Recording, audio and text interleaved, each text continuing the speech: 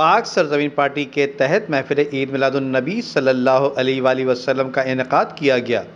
महफिल का आगाज़ तिलावत कलाम पाक से कारी लियाकत हुसैन ने किया, जबकि हुजूर अक़दस सल्लल्लाहु अलैहि वसल्लम के हुजूर गुलहाए अक़ीदत पेश करने का सिलसिला मारूफ नातख़्वां अलहाज उवैस रज़ा क़ादरी, हुरिया रफ़ीक़ और अलहाज सिद्दीक़ इस्माइल ने फूल निछावर किए, जबकि मौलाना फैसल क़ादरी, मौलाना यूनुस, सैयदा कौसर नेमतुल्लाह, अलमास नायाब और अनवार हमीदी ने भी नाते रसूल सल्लल्लाहु अलैहि वसल्लम के फूल निछावर किए।